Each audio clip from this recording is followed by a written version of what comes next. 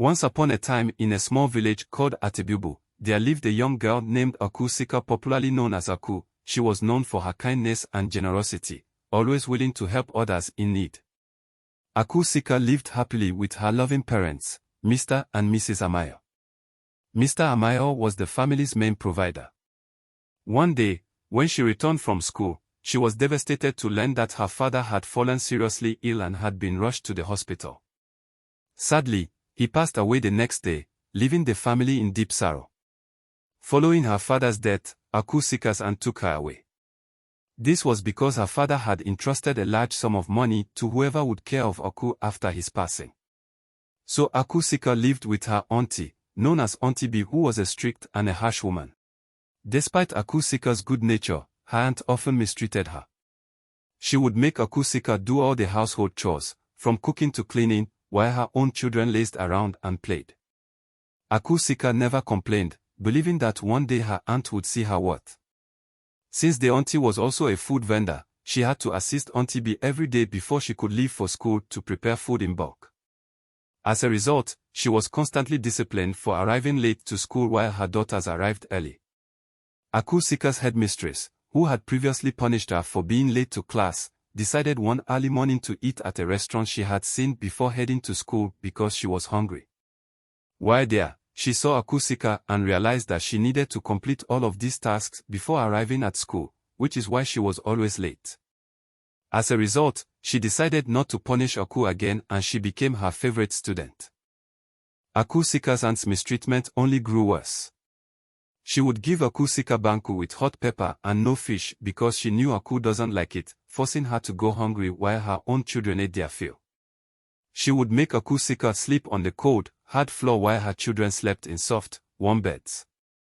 Adwoa, Auntie B's daughter, realized that her mother was treating Aku unfairly, so occasionally, when her mother is not present, she lets Sika eat anything she wants to before her mother returns. Despite her aunt's unkindness, Sika remained cheerful and hardworking. She attended school and excelled in her studies. However, Auntie B made the decision to use Sika's money to support her kids, giving them all they needed and sending them to high school, leaving Aku to stay at home. When Aku turned 17 years old, she made the decision to flee from her aunt's house and return to her mother. On her way, Aku stumbled upon a massive tree with branches that stretched high into the sky. Intrigued, she approached the tree and noticed a small opening at its base. Curiosity getting the best of her, Aku peered inside and gasped in astonishment. There, tucked away in the shadows, stood a pot glowing golden. Aku gingerly picked up the pot from where it had been lying, and her eyes grew wide with surprise. She was shocked to see how full it was of shimmering gold coins. Overjoyed by her discovery, Aku decided to share her newfound wealth with the mom and her two cousins. She returned to her mom's place and gave some of the gold coins to her. Later she sent some to Adwoa and Oma.